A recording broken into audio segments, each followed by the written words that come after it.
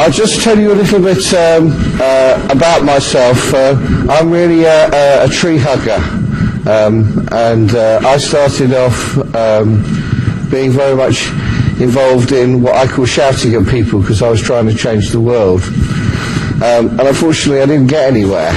And so I worked out that it was actually easier from working within companies to get them to change rather than keep shouting at them. I've worked for HSBC. I've also was the first CSR director at British Aerospace BAE Systems. I had my own consultancy for 7 years, and for the past 12 years I've worked for Boots the Chemist, and then latterly for Allianz Boots. I'm sure that most of you will have seen Boots the Chemist on the high street in the UK, but from my point of view I've spent 12 very happy years there. And what I'm going to do is talk a little bit about how the company manages the CSR agenda. I'll make a few references to Turkey and to the business in HEDEF, because I understand that's what your assignment will be about, and how the business is integrated into the way in which we work and operate. And I will endeavour to do my best to answer any questions and help you as much as possible in terms of giving you the information so that you can get on with your assignments. I'm not going to be awkward or difficult in terms of answering those questions, so if you ask me the right questions then you'll get all the right information. So who are Allianz Boots? Basically it's 52 different businesses across 26 different countries. Some of those businesses are manufacturing, some of them are retailing, and some of them are wholesaling.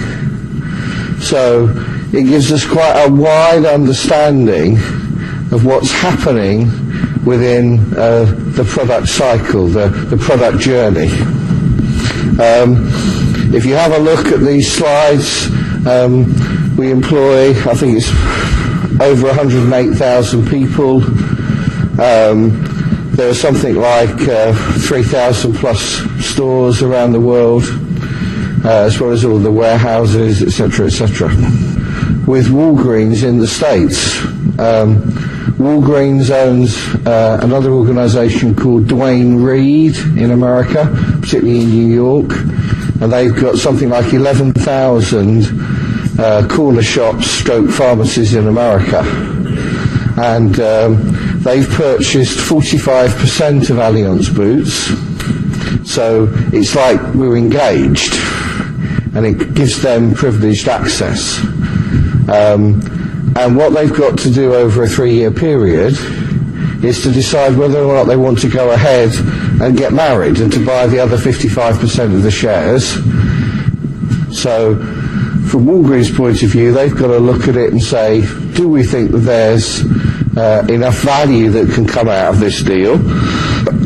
And from Allianz Boots, we've got to say, do we think it's worth us merging with Walgreens?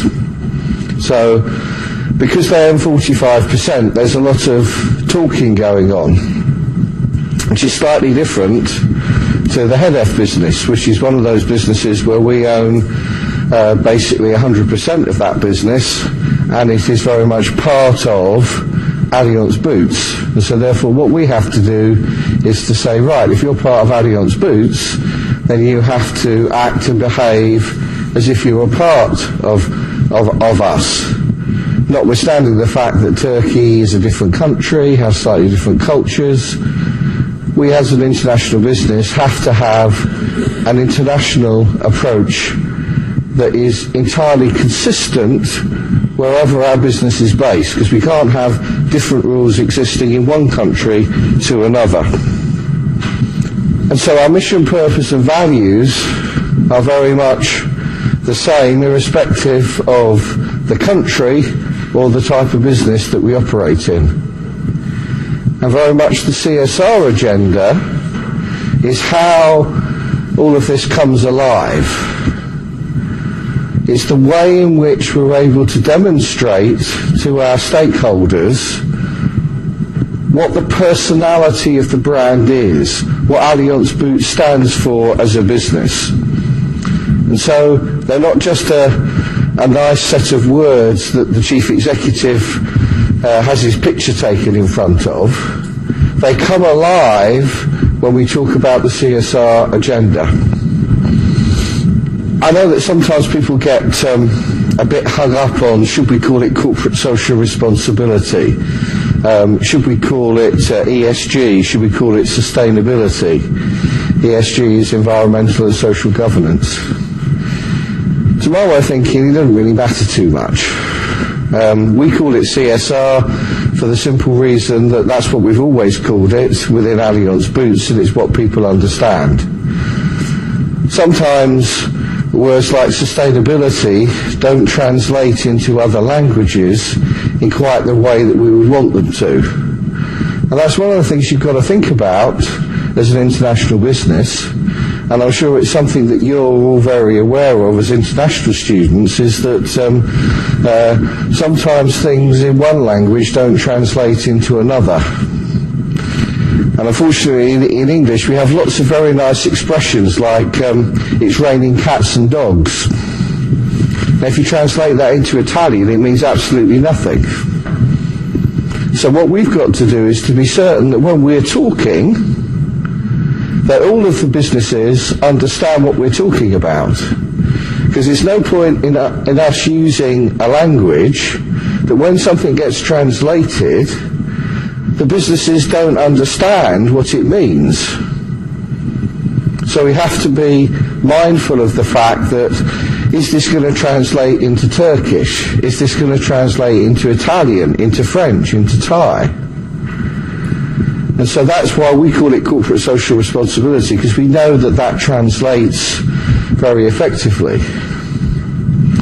Also, we do have to think about the use of words. So, if you use the word collaboration, it's fine in English, but in French, collaboration is a rather negative word that goes back to the Second World War, and the French had an issue with collaborators with the Germans. And so, if you're not mindful of some of these things and you're not cognizant of them, then you can trip up and you can send the wrong meanings. And so, it's really important when you take on board a new business like HEDEF that you make sure that that business understands what is meant when things get sent to them. Corporate social responsibility also covers a very broad range of subjects. So it's the community, it's the environment, it's the marketplace, it's who our suppliers are, it's our people and how we treat them.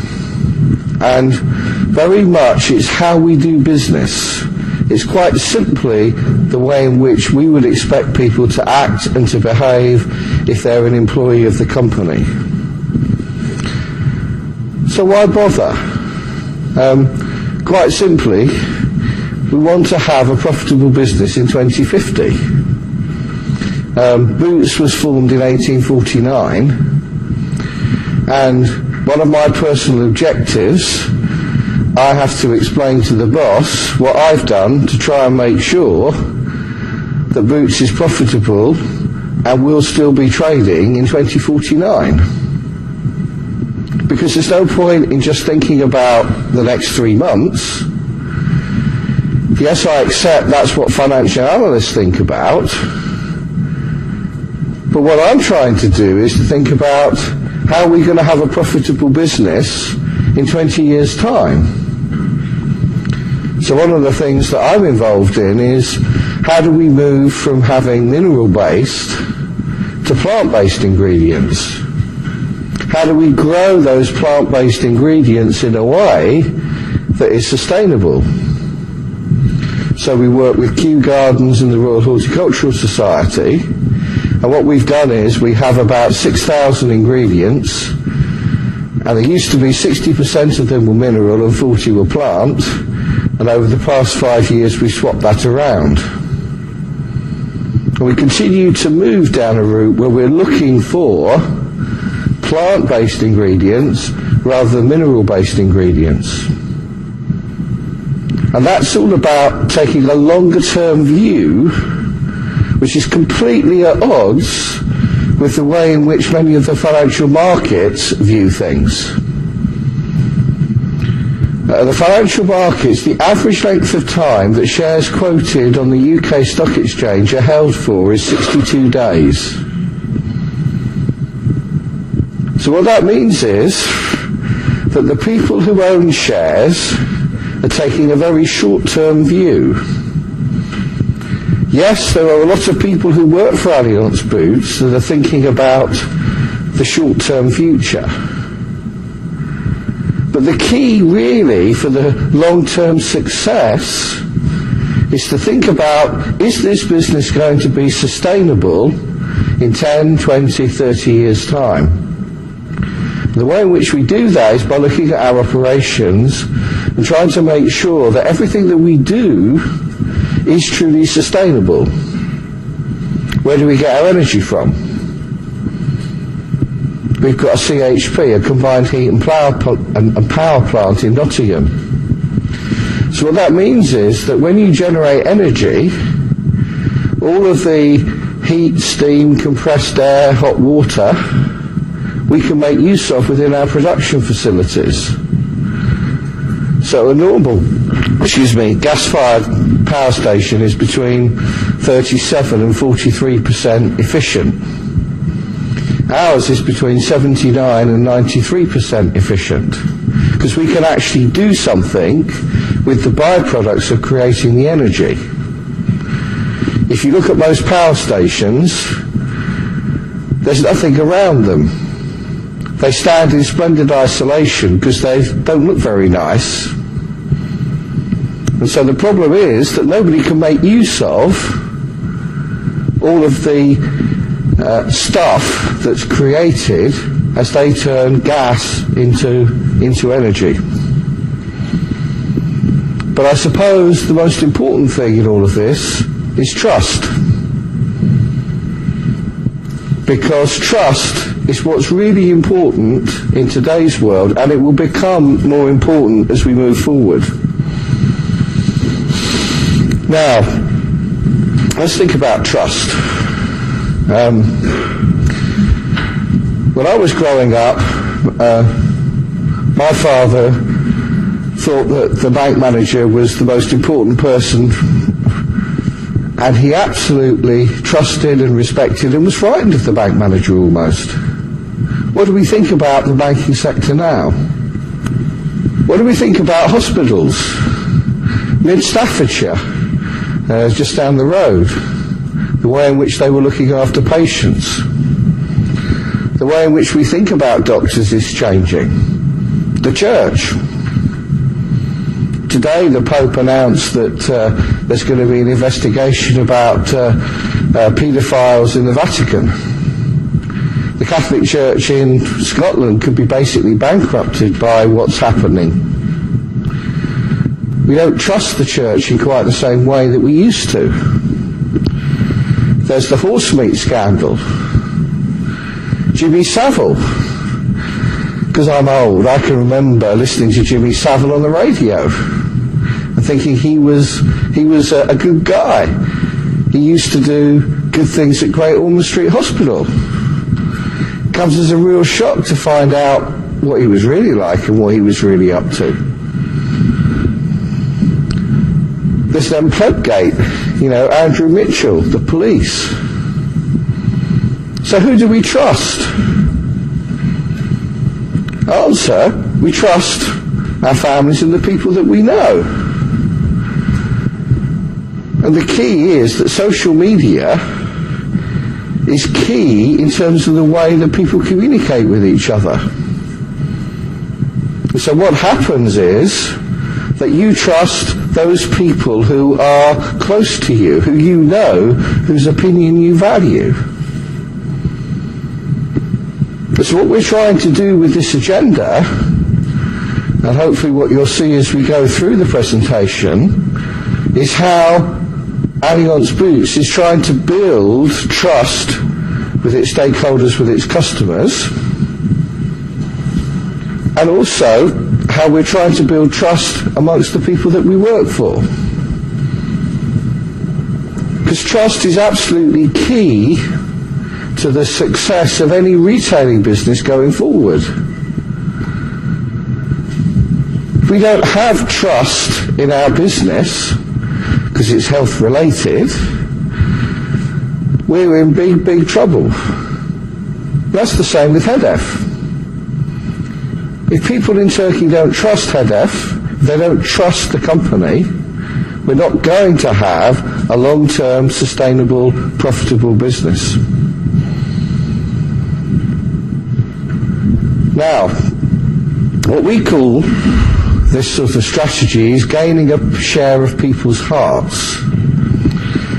And what we're trying to do is very much build these one-to-one relationships.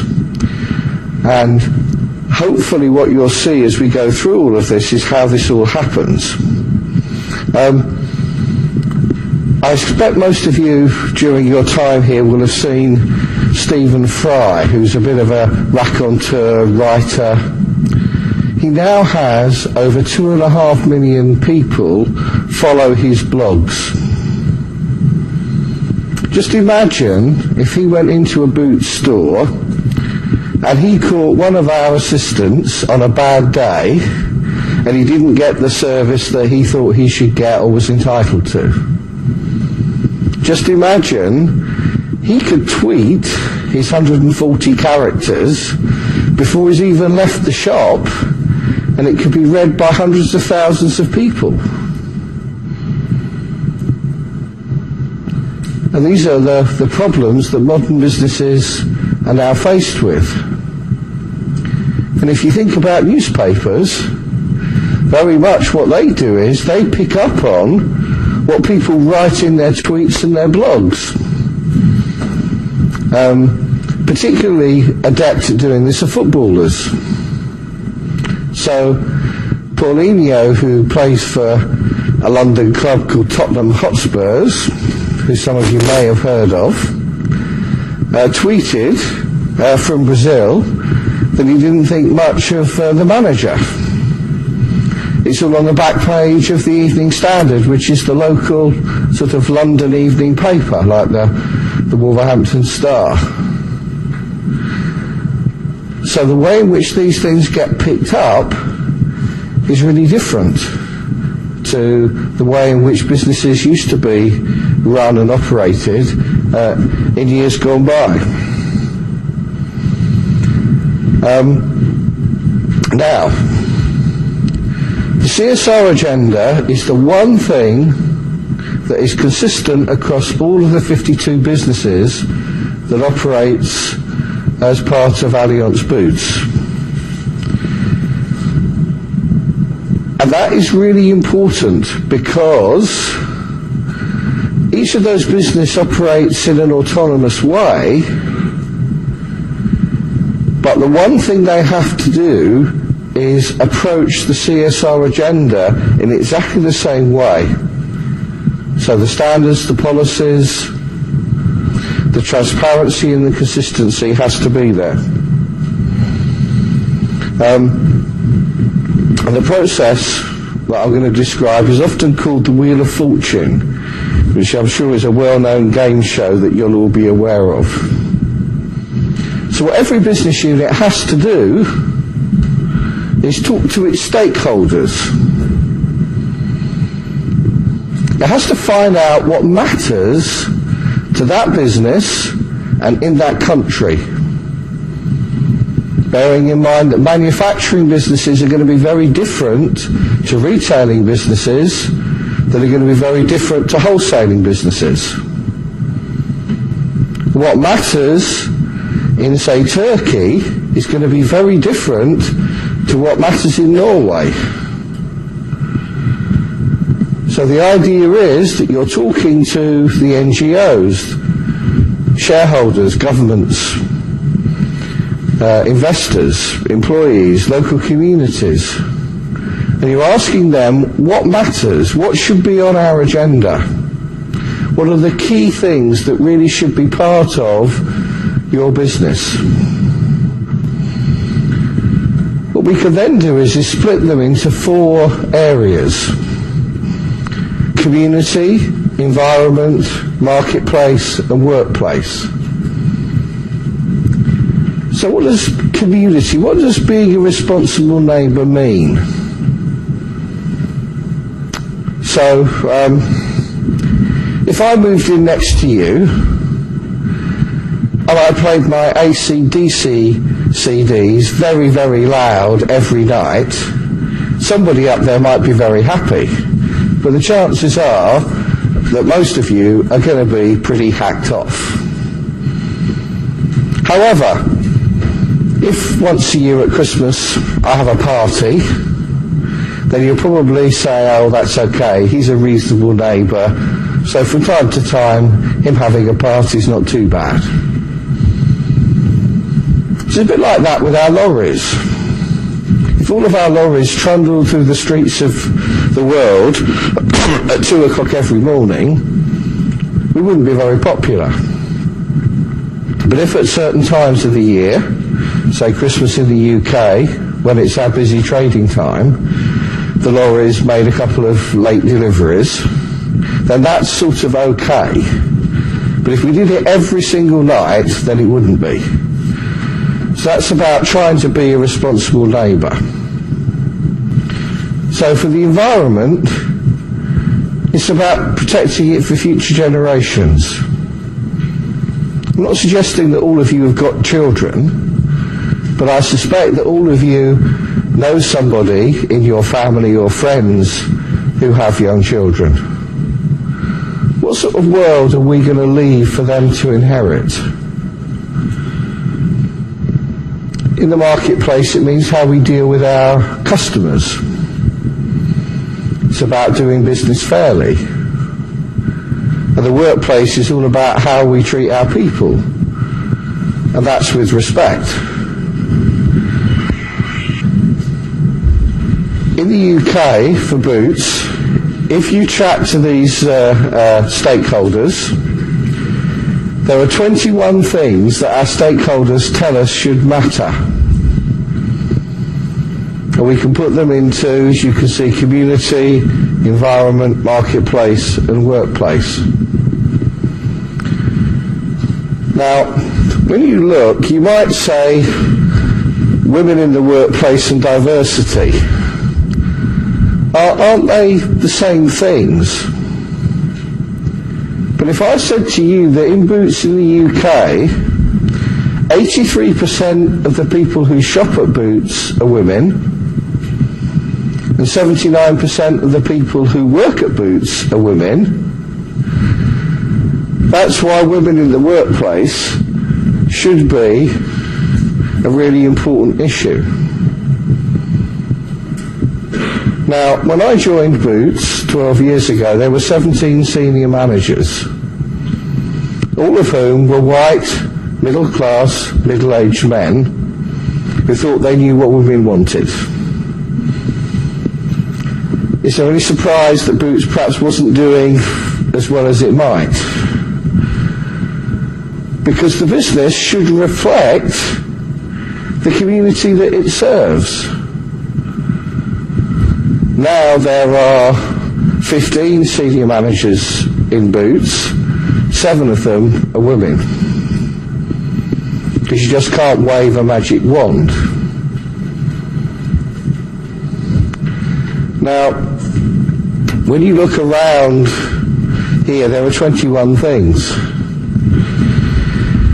What you'll find is that if you go to what I call Mediterranean Europe, you'll probably have about 15 things on their wheels of fortune, simply because in Anglo-Saxon Europe, so places like Norway and Germany and the UK, this agenda is more developed. People are much more aware of things. If you go to Eastern Europe, so you go to Russia, there'll probably be 12 things. But bit like Turkey. There won't be as many things because thinking isn't as developed. But the important thing is that through stakeholder dialogue you establish what are the things that should be on any business's agenda. Now, if you look at health and safety, when we first took over HEDF and we got them to report their information, we found that during the first year there had been 4 fatalities. So we were somewhat surprised at this. When we investigated, we found out that there have been 4 motorcycle accidents where people who weren't wearing helmets have been killed. People in Turkey don't tend to wear helmets because it's a sign of virility, and real men don't wear crash helmets. So from our point of view, health and safety says you have to wear a crash helmet if you're on a motorbike if you're on company business. So you can imagine there was a conflict because Turkish culture was very much you don't wear a helmet when you're on a motorbike if you're a real man. The fact that you're going to get killed is another issue, of course. Now, what we had to do was to talk to the people there and say, basically, I'm very sorry, but from our point of view, this issue matters, and we want you to wear helmets. And shall we say that good sense prevailed, and the people now wear helmets. Last year there were no deaths as a result of motorcycle accidents. Unfortunately, there was a death, though, in a van, where one of the Turkish drivers took a passenger, and unfortunately the passenger was killed. And you're not allowed to carry passengers when you're on company business. And it's all about saying that working in different parts of the world, there are different cultural issues, but what you have to do is, you have to have a set of rules that are really important, particularly when it comes to health and safety. Now, for each of those 21 strands of activity, and for HEDF, if they had 9 or 10, they would be expected to produce a 1-page summary of what was happening. The idea is that this is embedded in what people do, so therefore all we're doing is getting people to just describe on one sheet of paper what their approach to any particular subject or topic is. In other words, we're not trying to make an industry out of all of this by getting people to create pages and pages and pages. You can see at the top, we know, well, I know who's the owner, who is responsible at board level, who's responsible on a day-to-day basis, what the long-term ambition is, what's been previously achieved, what the aspirations are, what the targets are, and what the quarterly milestones are. So for every one of the 52 business units, there will be one of these for each of their strands of activity. Now, how does this process work? If we go back to boots, if we look at chemicals,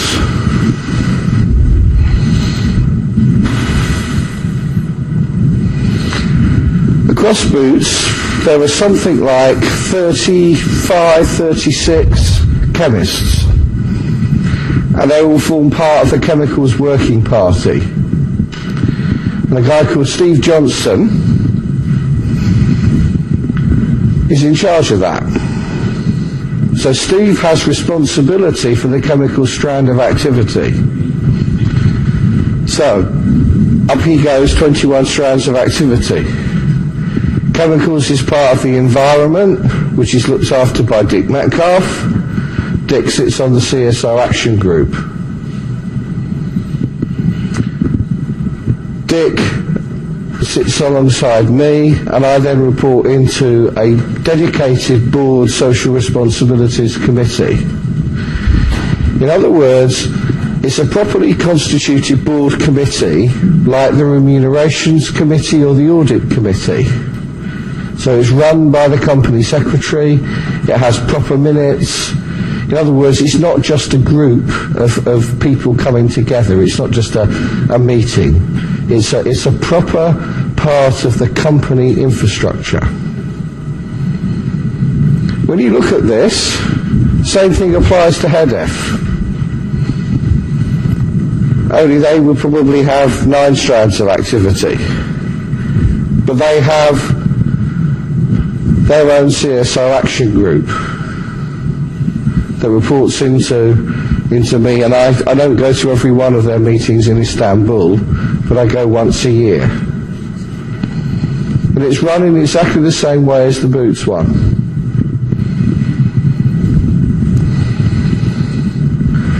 And then for each of the 52 business units, once a quarter, I get a wheel like that. And that has got red, amber or green based upon what they're doing and how well they're performing. You can see down here there are 2 reds. This is just to show you what it might look like. My big problem is trying to get each of the businesses to have a common view as to what's green, what's amber and what's red. So the Germans are very cautious. And at the beginning of the year, the Germans, everything's red or amber. But by the end of the year, it's all green. The Italians are the opposite way around because they're very optimistic about life. So everything's green, and then suddenly it all turns amber and red as we get towards the end of the year. So what I'm trying to do is to make sure that there's a consistency of approach in terms of the way in which those colours get expressed.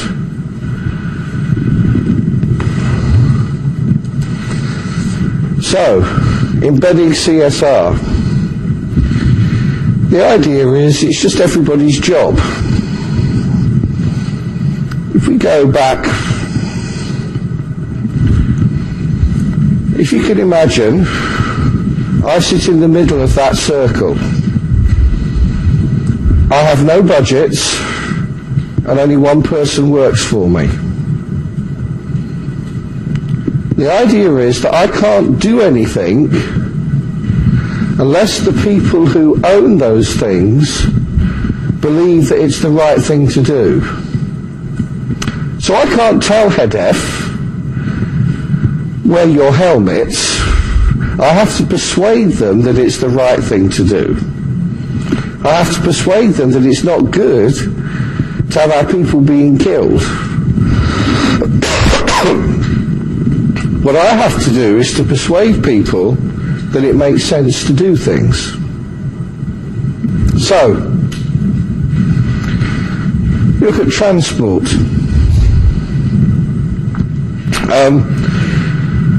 I went to see the transport manager and said, is it possible to do combined deliveries for the extremities of the UK? So in other words, Land's End and John O'Groats. Why can't we do other deliveries with W.H. Smith's Poundland next? So that rather than having 4 lorries trundling up and down to the north of Scotland and to the southwest. Now, I can't make that happen unless the transport manager believes that that's the right thing. If the transport manager believes that that's the right thing to do, then it will happen. as opposed to me having budgets and resources and doing stuff, and the rest of the company saying, why is he doing this? What's the point? So the idea is that all the things that happen because the people who own that part of the business believe that it's the right thing to do. They believe that they should do this because it makes sense for their business.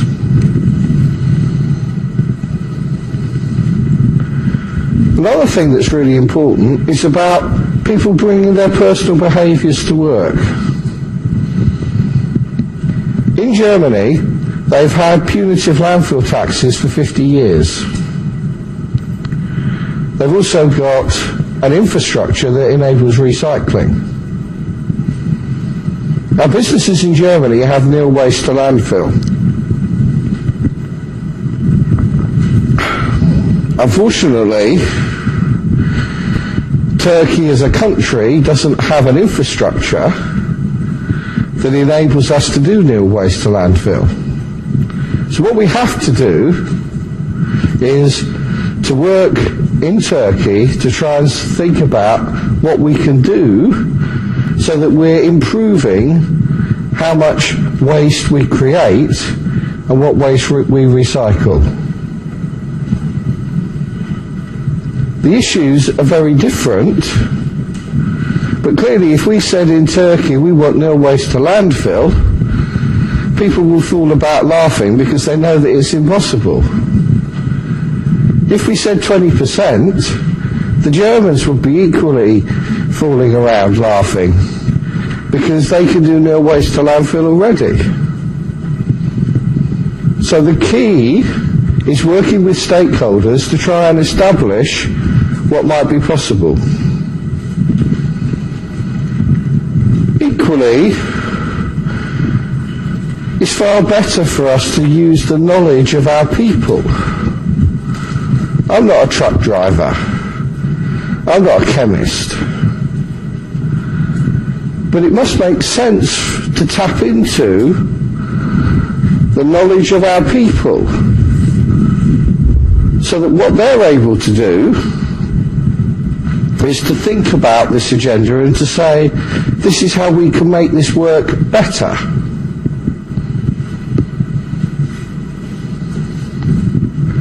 Now, if you think about Plan A, Marks and Spencer,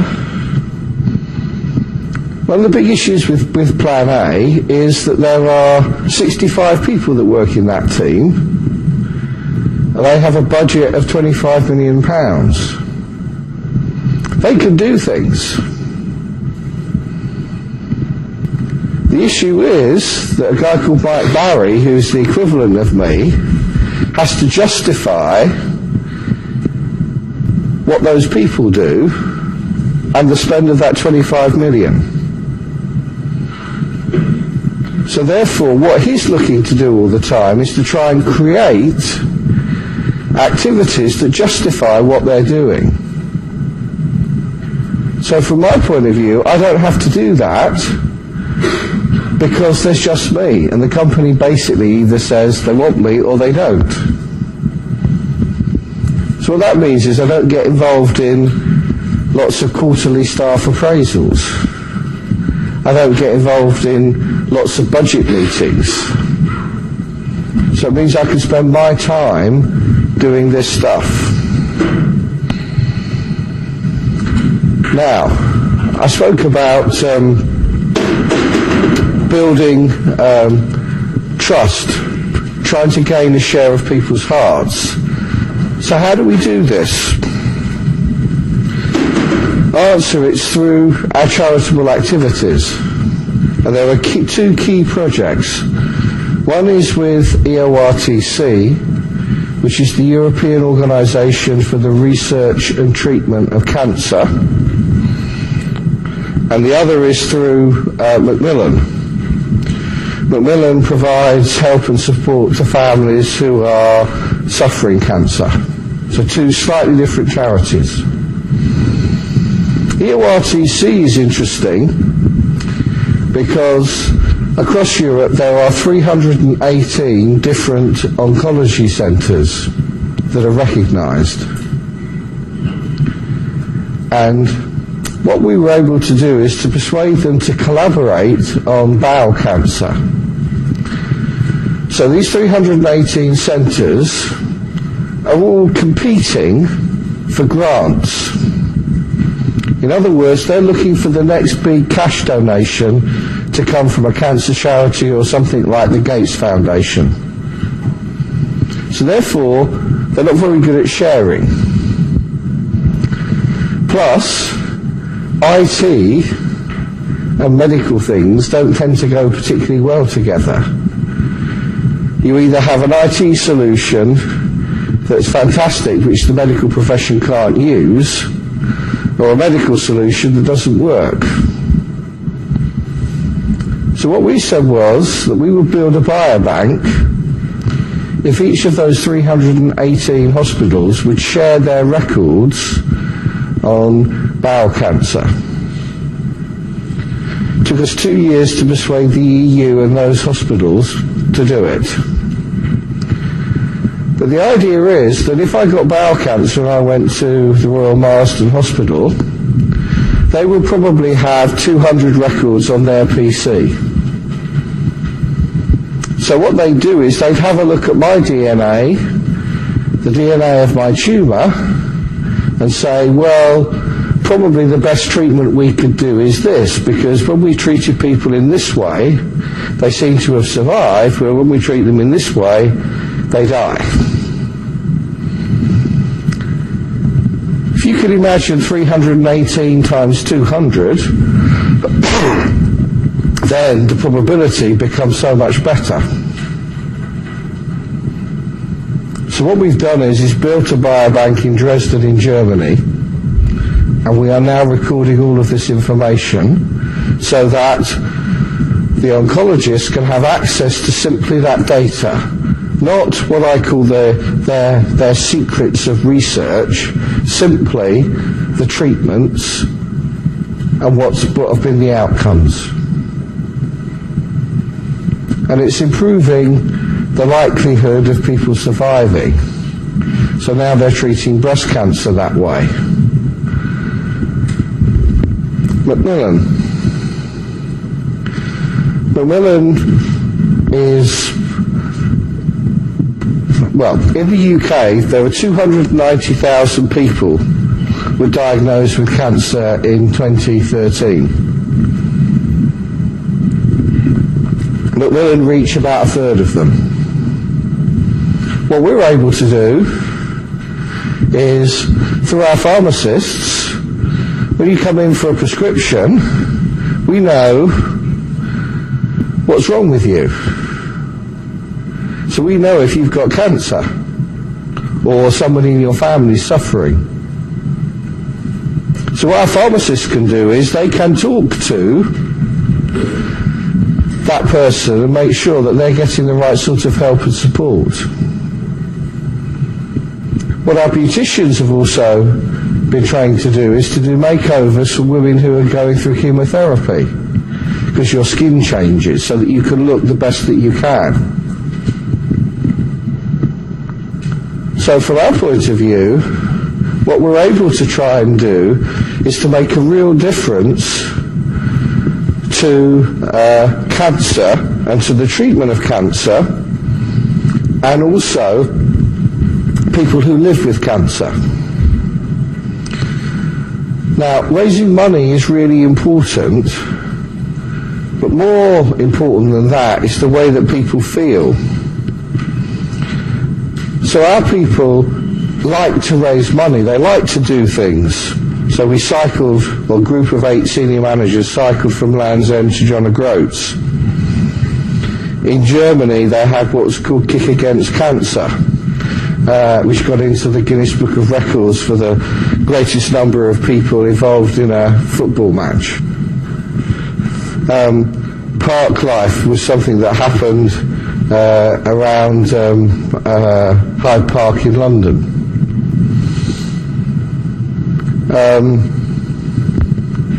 But embedding this activity is what's really important. Because our people really enjoy being involved with these things. From a boots perspective, the beauticians really like being involved with people who have got cancer, where they can really make a difference to the way that those people look and feel.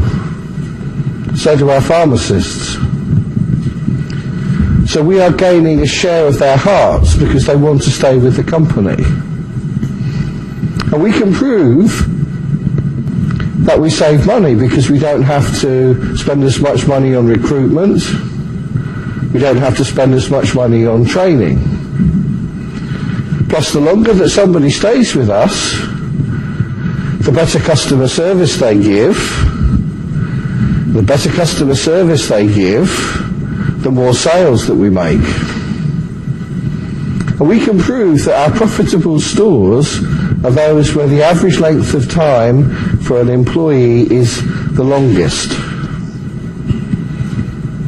Because it's about our people feeling good about the things which they do, that they want to work for the right sort of company. Now, we haven't spent a single penny advertising what we do with Macmillan. Why? Because we rely upon people using social media to talk about it. So what happens is that people will say things like, I saw Jane, she looked fantastic considering she's going through chemotherapy. And somebody will say, that's those people at Boots. Or, Boots have been really helpful in terms of us coming to terms with our son living with cancer. So the idea is that people talk amongst themselves and we're building one-to-one relationships. And it's not about us advertising or telling people what happens. So what we're doing is we're gaining a share of people's hearts. And this is what we're trying to do in Turkey. It's what we're trying to get the Turkish business to come to terms with in terms of the way in which it operates.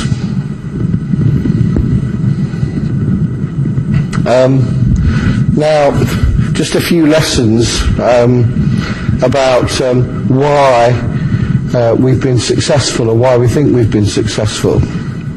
I just whiz through these because it's, I think, perhaps it's helpful for other activities that you might be involved in. And it might be that this is the sort of thing that the people who work in Turkey might have to come to terms with. They might have to think a little bit more about is why? If you think about Boots as a health and beauty business, you can understand why Macmillan is strategically relevant. That's not saying anything against the Dogs Trust, but it's very difficult for people to link what happens in a Boots store to the Dogs Trust. It's much more straightforward to talk about cancer, health and beauty type issues with a Boots store. We don't have to fight to get people to understand the strategic relevance. What are we trying to do? Making sure that it gets properly communicated, clear goals, having annual plans. What support can you give to colleagues? You know, if somebody's going to run the London Marathon, giving them T-shirts. Everybody can play a part. It doesn't matter that you can't necessarily run the London Marathon. With Macmillan, what we wanted was to try and get over this figure of 290,000 people. So what we tried to do was to get everybody to pledge to do a mile for Macmillan. So I did a mile walking backwards. Other people did a mile on stilts. Other people did a mile as a pantomime horse. But the idea is that everybody contributed and everybody understands where that 290,000 comes from. Make it personal. At Christmas time or in the New Year, 74 people climbed Mount Kilimanjaro. Everybody had their own particular reasons for doing it. They had to raise £1,800 to pay for the cost of the trip, plus £1,800 from Macmillan, and then the company matched it with another donation of £1,800. In total, they raised £325,000 because certain suppliers gave money. Some people raised more. So there are 74 stories of individual people having a reason for wanting to climb Mount Kilimanjaro. One of the ladies is 34. And she's got 2 children, and she said, I've never done anything in my life that really I sort of feel proud of. And so that's why she decided to do it. Others did it purely and simply because they were walking on behalf of a friend or member of the family who died. But the idea that 74 people came together to do this. Now, does that generate lots of local media coverage for the individuals? Do they talk about things like that on tweeting and on social media? Celebrating successes.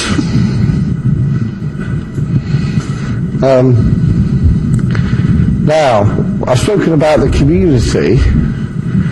Now I'll talk a little bit about sustainability and the way in which we manage the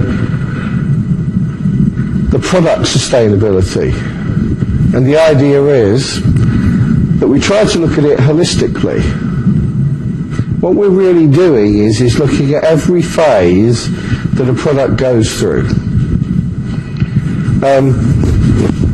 Unfortunately, for lots of retailers, their thinking starts here and finishes here. What we have to do is to get people to think about the whole process. And to give you an example, we were working on shampoos and shampooing your hair. And we reduced the carbon footprint of a couple of our shampoos by about 25%. And we felt quite good about all of this. And then we looked at the carbon footprint of actually washing your hair. And much to our surprise, we discovered that what we did only accounts for 7% of the actual carbon footprint of washing your hair. Because 93% comes from the heating of the water and the use of hair dryers and straighteners. Now some of the guys, are not quite so challenged in this regard. But ladies, can you imagine what this tells us? We should develop dry shampoos that you use once a fortnight. Dry shampoos once a fortnight? Does that appeal? But that's the reality of what that is telling us. Now, unfortunately, the women of the world are not quite ready for this, unless they're at one place, and that's Glastonbury.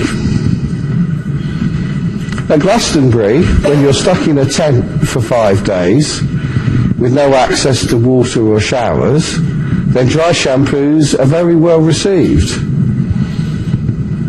But the reality is that if you look to the future, dry shampoos are going to be the way forward because we're not going to be able to heat up the water. We're not going to have as much water as we used to have.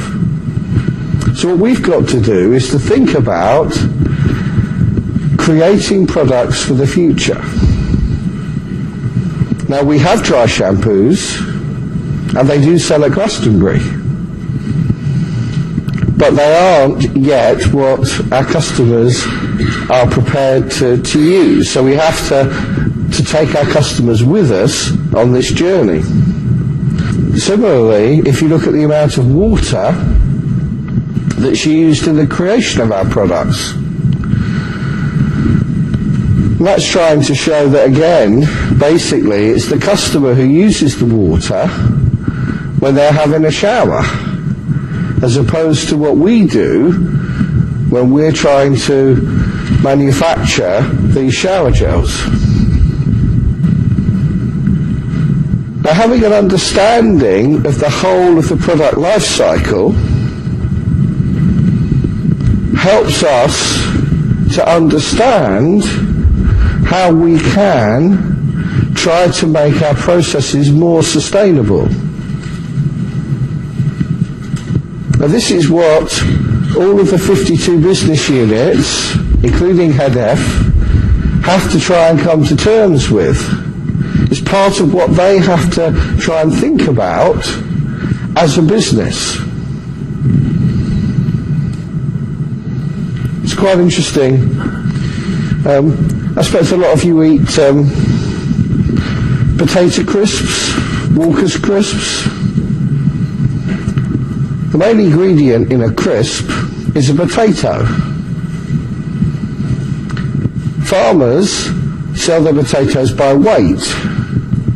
So what they do is they spray them with water so that the water gets absorbed into the potato and they get the best possible price they can. The first thing Walkers do when they receive those potatoes is they have to dehydrate them. So they stick them into great big ovens.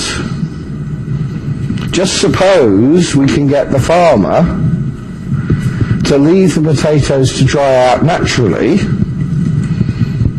so that when they're received at Walker's, they don't have to stick them into the ovens. That way we can both save energy. The farmer doesn't have to spray his potatoes. Walkers don't have to dehydrate them. So if we can get a price that makes these things work, then everybody wins. So it's this partnership, it's this collaboration, it's this understanding about the whole of the product journey. And that, for a lot of people, is quite new thinking, because it means you actually have to work with others as opposed to being concerned just about your business.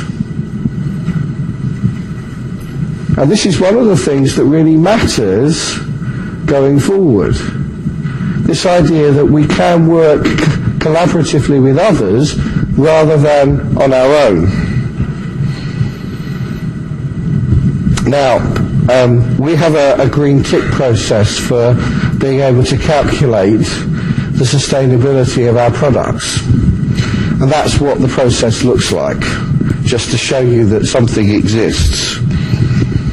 That's the sustainability criteria written in a slightly less jargonistic way. But the key is that for 30,000 products, we can work out how sustainable each of those products is. So what we can do is we can look at putting in effort. So where should we put the greatest effort in this particular product? These charts show us. Now, what you can see is that it's the green area, so it's the blue area that shows how the product is least sustainable, and so therefore where it touches the end, where its highest score is, the one at the top you can see, is where we should be putting the greatest effort.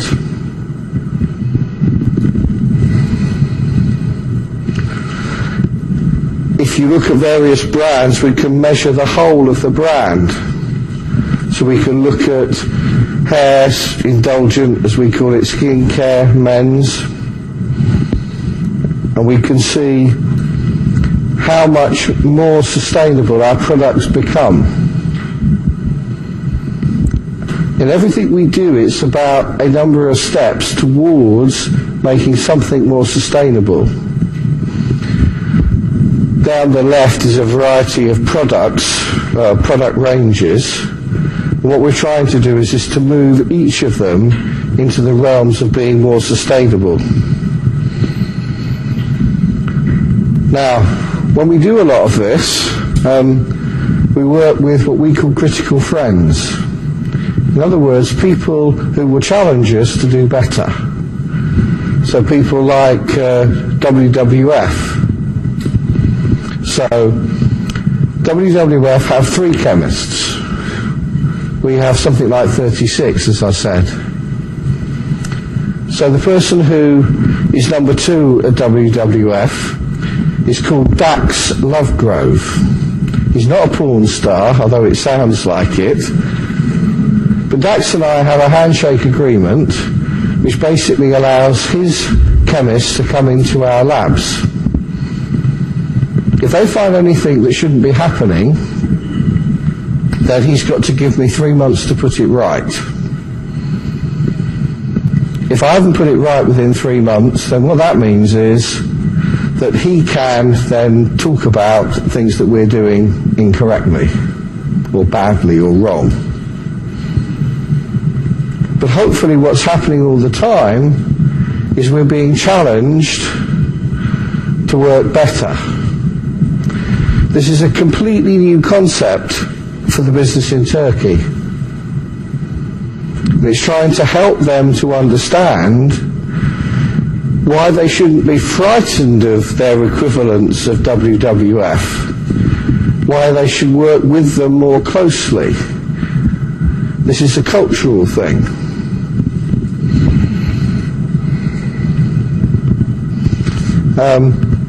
Now, measurement.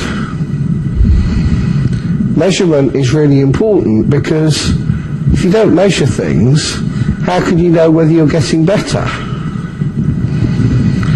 And it's also enables us to answer, or enables me to answer the question, so what? Now, everything we do is verified externally. So KPMG check all of the CSR numbers. Tomorrow's company agree all of the words. So what that means is I can't say something like there's an international educational program, because what Tomorrow's company will do is say, no, you can't say that because there's 3 schools, 2 in London, 1 in Paris. That's a pilot, that's not a program. What we have is these critical friends that I've mentioned that challenge us. There's an internal team, and then there's the Board Social Responsibilities Committee that then sets the targets. What's key is being able to look at this agenda in the same way that we do commercially.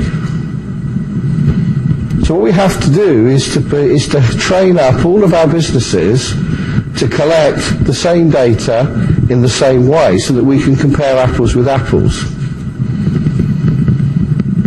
Now, here's an example where we changed the way that we deal with air freight. Air freight used to be what I call Plan B. If we couldn't get something on a ship, then we could always send it air freight. So as a means of trying to get people to be more efficient, we said, right, the commercial director has to sign off anything that goes air freight. Miraculously, that year, air freight decreased by nearly 80%, 68% decrease in chargeable weight, we save 242 tonnes of CO2, but the figure that the business likes is that we save £556,000. Another example from Christmas is around packaging. Because kind of Christmas gifts, the idea is that we want it to look nice and have lots of packaging. But the packaging isn't really very good from an environmental perspective. So there's always a tension between me and marketing. So we worked with the people that do Christmas gift, and we reduced the packaging weight by 900 tonnes. There were 500,000 fewer cardboard outers, 8.8 million fewer polythene bags. But again, the figure that means the finance director wants to have my babies, we saved £1.3 million. So what? So what we're able to try and do is, rather than be outside of the business saying, remember CSR, we're actually embedded into what the company does, and we talk the same language that the rest of the business does. So I mentioned about the transport initiative.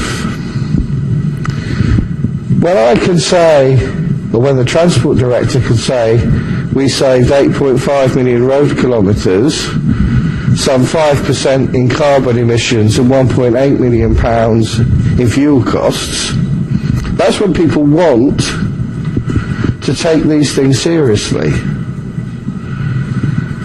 So collecting all of this information and data, these aren't figures that are made up by me. They all come out of KPMG checking the numbers. All of this data is collected through finance. So the people who work in finance have to start to learn not only financial numbers, but non-financial ones. And that helps them because they're getting a better understanding of the way that the business is run. Also, it helps us in terms of getting grant monies.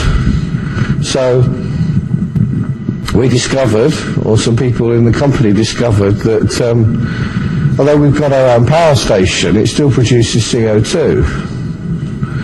We can stimulate the growth of CO2, or rather we can use the CO2 to stimulate the growth of algae.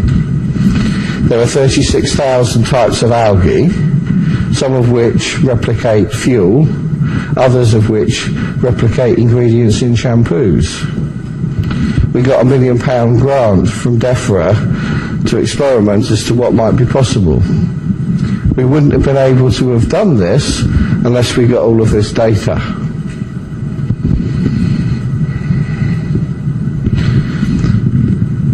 That's the sort of sheet that we were able to pull together for what happened in the Nottingham region in terms of supporting Macmillan. And basically, it's just giving people information that enables them to make the choices and to make the decisions. And this is the process by which we go through in order that we can collect the data. And that's basically, we have a CSR champion in each country. They organise the collection of the data, give it to finance. Finance then sense check it. That data is then input onto the finance system. It's then agreed by the divisional finance team. It comes down here to me, and the finance director gets amalgamated by group finance, and we both present it to the board. And these are the sorts of targets that we produce. These are the sorts of targets that we have to think about for all of our businesses. Sometimes it's easy to say, oh, it's in weight. Other times it might be numbers of people, it might be hours. But what we're trying to do is to encourage the businesses to choose the percentage targets, or to choose the targets that seem most appropriate to them. And despite the fact that for 5 years we've been going through a difficult period in terms of trading, in terms of the economic situation in the world, the business has still held up. Whilst I love to claim it's all down to me, CSR has been playing its part in all of this. The big thing is that through the CSR agenda, what we're able to do is to look to the future, to look to the sustainability of the business.